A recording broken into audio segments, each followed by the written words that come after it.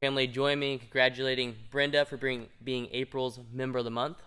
Brenda, congrats. Thank you. Thank you. So, tell us a little bit about yourself. Tell the people about yourself. Okay. Well, Like, what do you do for work, age, all those basic okay. things? So I'm 65, semi-retired, I guess you would say. Maybe just transitioned to a new season of life. There we go. But most of my work career, I was the CFO of a software company, a cybersecurity software company.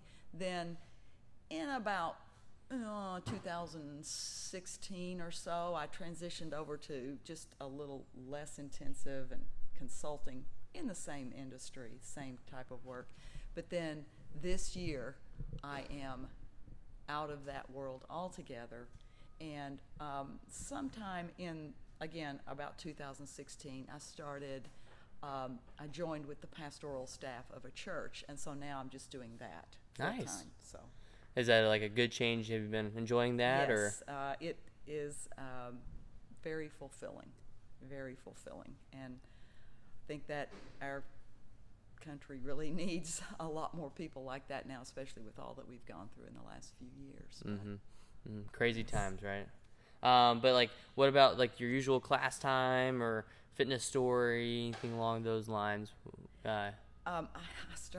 I was looking at that. I don't think I have a pattern in my usual class time. I sometimes come at 9:30, sometimes at noon, sometimes at 4:30. It's all over the board. Whatever just works based for your on- schedule. Yeah, based on my appointments that I have with folks. Yeah, So there we go. Yeah, and I mean that's the great thing about the different class times and stuff, right? it's very, Trying yeah, to flexible. make it a really hard thing not to fit fitness into your life, That's right? right. There we go. And then I mean you've been coming to the gym since August of 2022, so I've been here for Right. a little while and stuff. That's great. And then I mean you've had fitness or team sports as part of your life for a Yeah, long time. when I was a kid, growing up, teenager and so forth, I played team sports.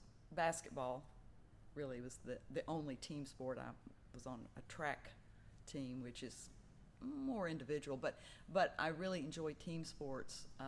But it gets harder and harder to do that, to pull that off. I have continued to do basketball with a seniors league, and that's it's pretty competitive. So it's fun, but again, it's not consistent enough. So I was really looking forward to being part of the CrossFit team. Let's put it that Yeah. way. There we go.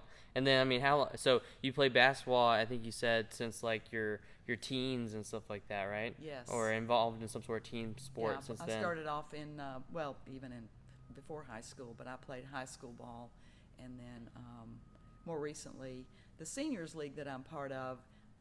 Most of those women have been involved in collegiate. Were involved at the collegiate level. That wasn't part of my Journey. but so they're actually quite good. I feel like, wow, this is I'm playing with some real athletes here, Yeah. and we have a lot of fun. But I mean, it's cool that you're able to go out there and do that, right? Yeah. I mean, there's other peers of yours and stuff that are incapable of even thinking about stepping out onto a court and going out there and doing things like that. Yes. Right. So that's cool that you're able to still go out there and try to keep going. You just have to. What is it they say? A saying that they have is, you don't. Let's see, you playing ball doesn't make you. Continuing to play ball does not make you able to do it. It's I think I'm forgetting the saying, but something along the lines of, it's continuing to play that causes you to be able to do it. It's not your ability to play that makes you want to do it. It's continuing to do it that makes you able. Okay. So, So it's kind of like the whole object in motion stays in motion Yes. sort of thing. yes.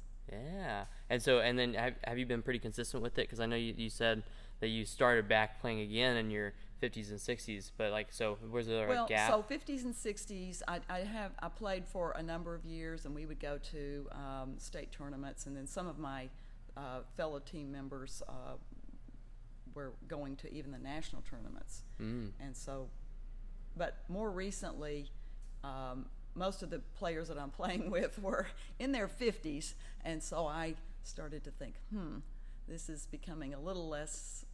I'm a little less able to compete at the level that I need to. Plus, it's only, it's too sporadic. So I was looking for another fitness challenge. Yeah, and then I know you said that you were kind of looking for that community and stuff within the CrossFit space. Yes. Right. Yes. And then hopefully you've found that, right? Yes, I've tried over the years to maintain fitness by going to a gym, just working out on machines or lifting weights or doing, whatever I can kind of pull together as in my own mind as a good workout. And that really has not been I haven't been able to pull that off. It's not been something that I could stay consistent with or even find the right level of challenge for myself. Yeah. So when I tried CrossFit, I thought, this might actually work. And in fact, I look forward to working out. So that's, I think, a real key component for me. Yeah. I can't get up and think, well, I really don't want to go to work out today, but I should. Let me tell you, I will find a reason to make it in. To not go if that's the way I'm thinking about it.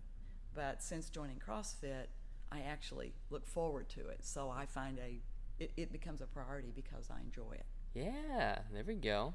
And I mean, that's super important, right? So you can't go do basketball or play basketball, and I mean, also go on your other fun things that you like to do, like go hiking or just doing things with Steve or your kids or things like that, right? Yeah, we Steve and I both really like to hike.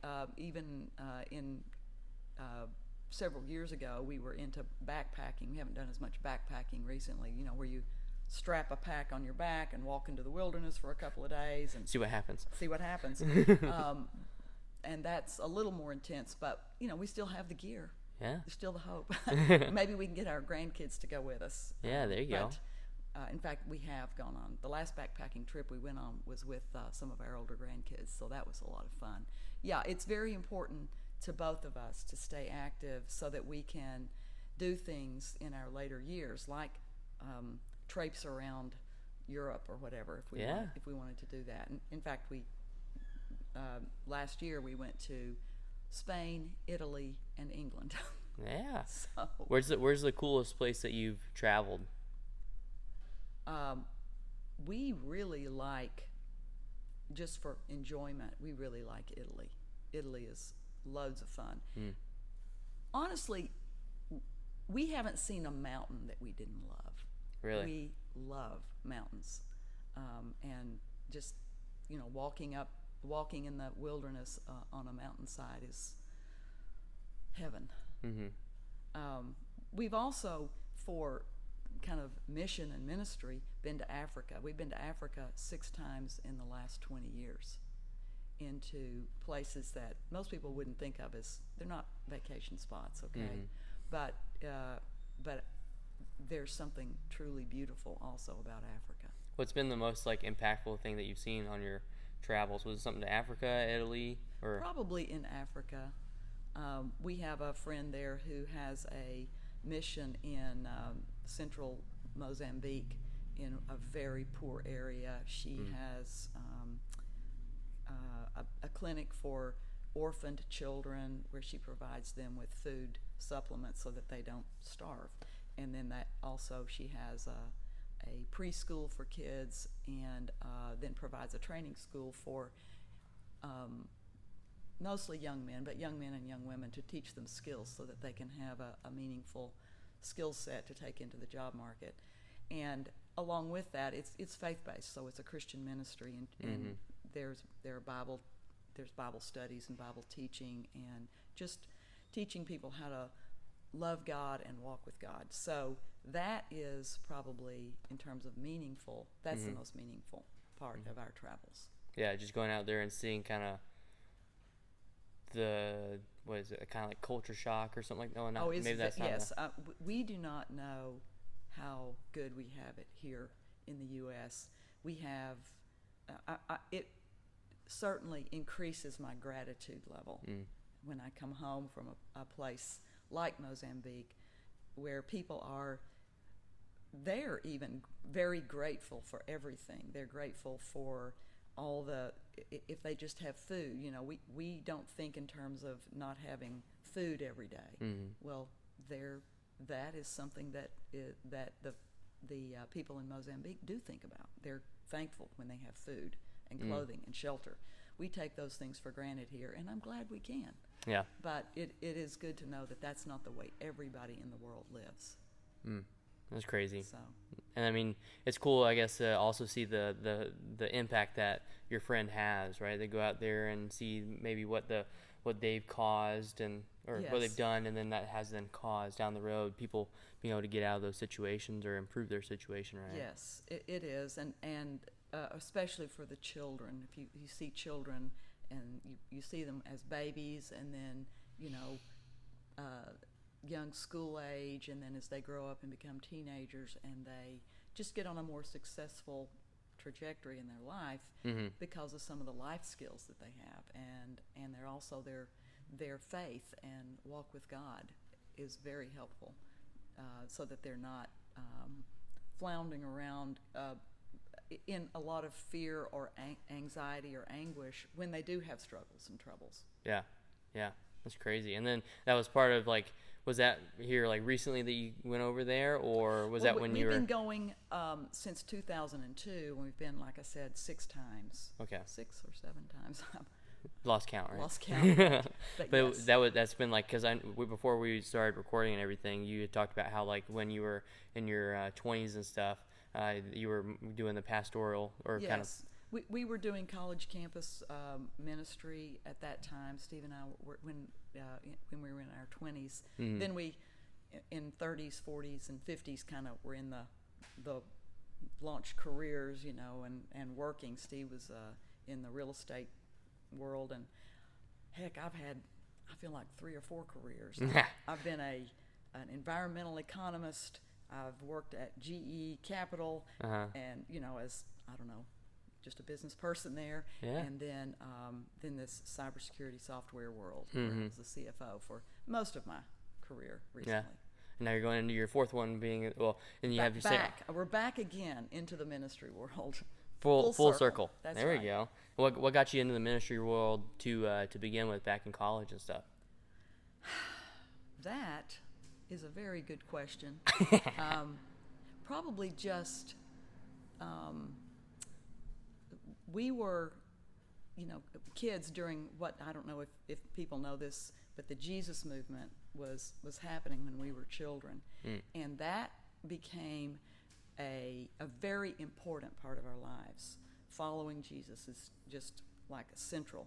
I know for a lot of people it's important, but maybe not the core, the middle of their life. And for Steve and me, it is really what defines us. And so it just seemed normal and natural to do ministry on college campuses. We were, both had just come off the college campus and really wanted to see other kids get a good solid walk with the Lord. And so that was our pathway. And then and really all our lives, even though we didn't continue the ministry, but it still has been a really core, central part of our life, defining for us. And is that kind of you saw the impact that it had on y'all, so you wanted to go back and create that impact for other people? We did. We've never really lost our heart for college campuses, and so the church group that we're part of has a big outreach to college campuses, and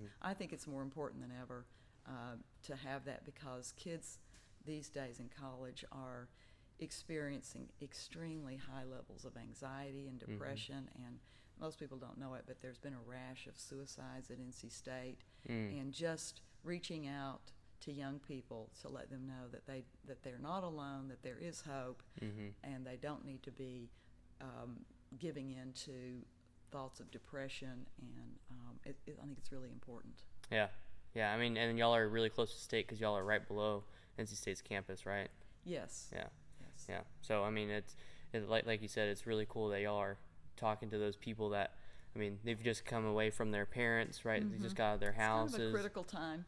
Yeah. A huge life-changing moment. Yes, or whatever, right? it And is. then People making decisions about who they want to be and what kind of person they want to be, careers and spouses and all that kind of thing. And so there's a lot of pressure. Yeah. Jeez. And then is that what? So you said you're stepping into a pastoral role now as your 5th career. right? And then that's kind of what you and Steve kind of mainly do is that stuff. Yes, Yeah, that's that's cool. what we do. And then Come to CrossFit. yeah, there we go, there you go. And then y'all, and then I know what I asked you, like your biggest challenge and stuff, and then you jokingly said with life it's been a stay-at-home mom raising 4 kids. Yes. And then I added. Well, that was another career that I had. Oh, right? there we go. Six. 6 careers. Yeah. And then I added in there like being married to Steve for 47 years was maybe another challenge. I can't really say that one. That's he might watch this video. Oh, sorry, Steve. I'm putting those words in her mouth. She didn't say that. Okay. But I guess before joining the gym and stuff, and we kind of talked about this a little bit, but like, what was the biggest challenge prior to the CCF family? So you're talking about fitness challenge? Yeah, fitness challenge. Yeah, not it's life. Consistency. I have been a part of, member of gyms before. Trying, it's like, well, it's New Year's. I've got to make another, Go at effort to be fit this year. Everybody makes those New Year's vows, right? Mm-hmm. But I could never really pull it off or be consistent. The only thing that I was ever consistent at was, like I said, team sports, where I looked forward to it.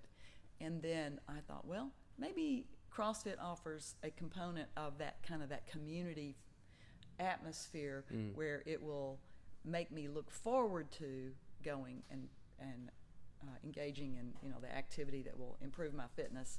And in fact, that's happened. Mm-hmm. So I'm encouraged by the fact that since August, I've been able to be consistently coming. I started off 3 times a week, and now I'm trying to bump it up a little bit more to 4 to 5 times a week. Yeah. When I can, when my schedule permits. But that's good. And then, how did that inconsistency make you feel? Well, you always feel like kind of a swing, like, I'm gonna do better, and then big letdown. Yeah, once again, it's been a month since I've been at the gym, so I'm paying for this gym membership and not using it, and that doesn't do me any good. In fact, I feel pretty bad about it. So I have great intentions, but I think just coming to understand about myself that I need more than just great intentions. Mm-hmm. And then I guess what was the main thing that caused the consistency to be able to happen, right? I know. So you said you're more consistent now because of the community and stuff, but I guess was it just coming in and meeting the people and then learning more about them and feeling like they're sitting here waiting for you, or like what? I think it's a combination of things, but I don't want to. I think it is the community, but I also appreciate. I appreciate you reaching out to us. The coaches, and particularly you, Joe, kind of checking in, saying, how are things going, and sort of in the back of my mind knowing, if I just don't show up, Joe's going to be calling me. Hey, Brenda, where you been?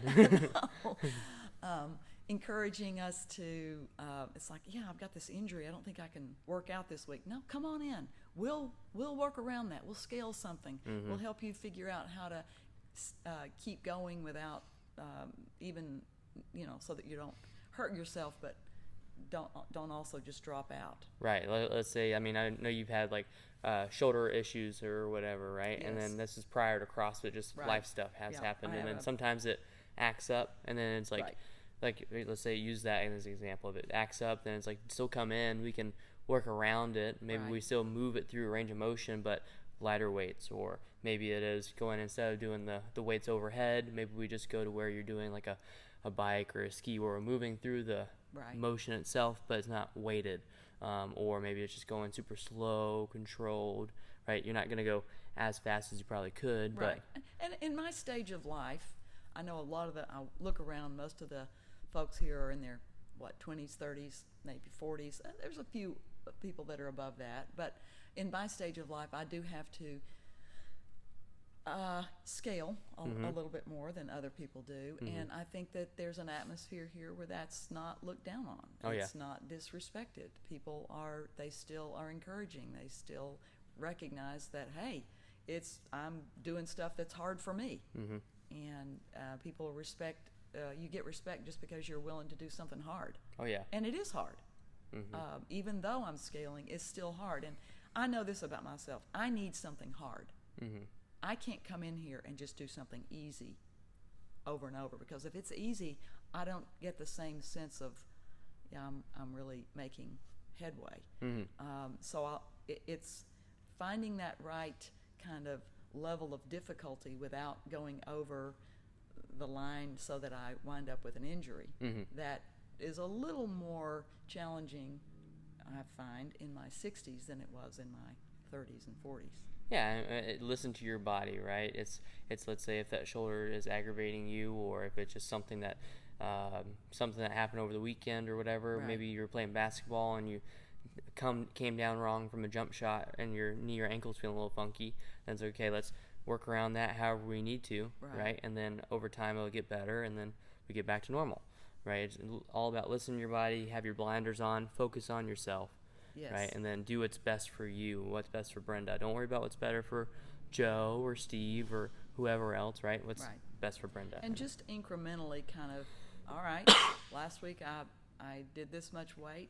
I'll just go up another, 5-10 pounds, see how that feels. And as long as I can keep doing it just a little bit at a time, just little by little, then I feel like that I'm making progress. Oh, yeah. And then as long as you're making progress, doesn't matter how much or how little, right? You're still making progress. Just keep going. Oh, yeah. And then you do that year after year, and then you'll be like a completely different person. There you go. Cool. And then, like, what other, like, positive impacts have you kind of seen? I know you talked about, like, with your basketball and stuff, but, like, what other cool things have you seen that's improved or? Well, I think I can tell that my endurance and strength are both increasing. I feel like that, I don't have any trouble if I'm going to go walk around Italy or Positano, which is kind of a vertical city. Had no problem with that, going up and down, 200 steps just to get to where I'm staying from the beach to my condo where I was staying. And I thought, I'm not sure I would have been able to do this without stopping several times. So just normal life, just the everyday routines of life, I feel more capable of doing. And then I think just doing something hard also, believe it or not, is reduces anxiety. Just that kind of that low grade feeling of like, yeah, I'm not sure things are great today. What have I done that's worthwhile? Have I done anything good? That's just a little challenge that I have playing in the back of my head sometimes. Yeah. But if I've come in and worked out, it's like, well, I have worked out hard, so that was a good thing. Check that box. Or you can look back and be like, hey, I did that workout that looked really hard and was really difficult and challenging, but I was able to overcome it, and I'm perfectly fine and stuff, right? And it's like, if I can overcome that workout, and like you do in a workout where you slowly chip away at it, you just apply that to everyday life. You have this big task that's coming at you. So, okay, break it down into bite-sized pieces. Think of it as sets or rounds or an AMRAP or whatever, and then you just knock it out. That's exactly right. Yeah. Or like, let's say if you happen to work out in the mornings because it's one of those days that you can. Then it's like, okay, then everything else the rest of that day should be easier because you've already, like you said, conquered this challenging thing, right? And then everything else the rest of the day is a whole lot easier. Yeah. You're sort of approaching the day from a position of confidence at that point. Oh, yeah. It's cool.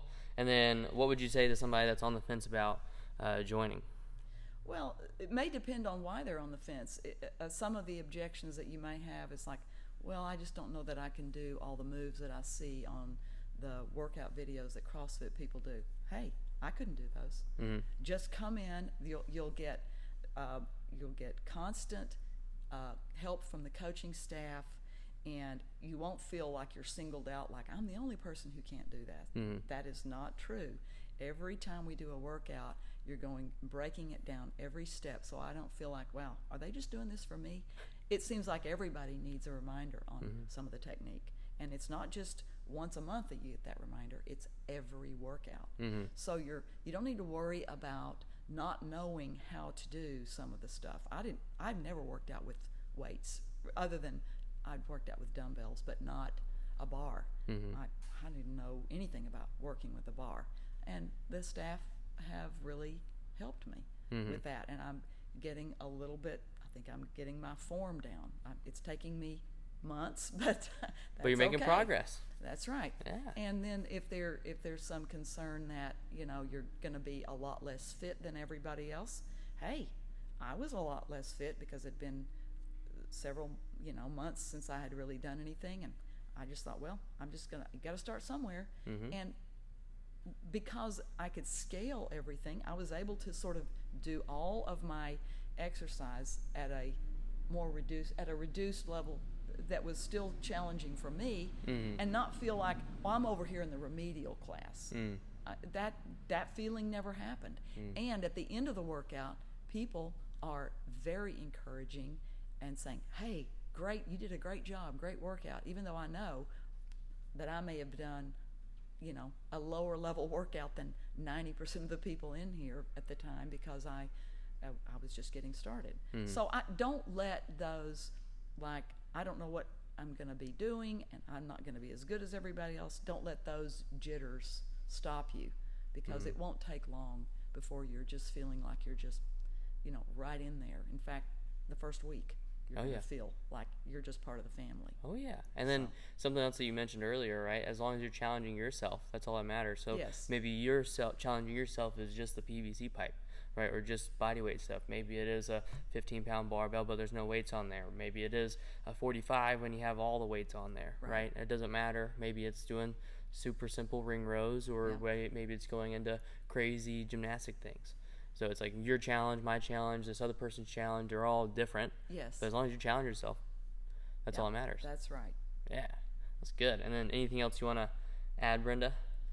Well, I do really appreciate the, I've been to other gyms, and I feel like the staff there, they act like they care. But I think the staff, the coaches, the people that are working here, I really think that you guys care about the people who are members here. You care about their fitness generally, their not just exercise, but every aspect of fitness. And then also you seem to care about just their personal lives and their family. And so I appreciate that. I think that's kind of over and above. You don't necessarily come to a gym thinking that you're going to get that, but that's really been. That's the cool thing about CrossFit, right? It is that community atmosphere, and then like we say, it's TCF family. So we want you to be part of our family and have that connection with you, right? Yes. And that helps us allow you to achieve your fitness and health goals better. Yes. Right. So if I know that you're traveling, then it's like, okay, how's this and that, the other? Are you working out? Blah blah blah, whatever it is, right? And keep you on track. You check the home WOD. Check you it could out. Do that. Come on, you need to work I've out. done it before. I will tell you, it's not as hard as coming into the gym. It's better than nothing. Oh yeah, a whole lot better than nothing. But thank you so much, Brenda, for taking your time and stuff, and congratulations again for being April's Member of the Month. Oh, thank you, Joe. Yeah.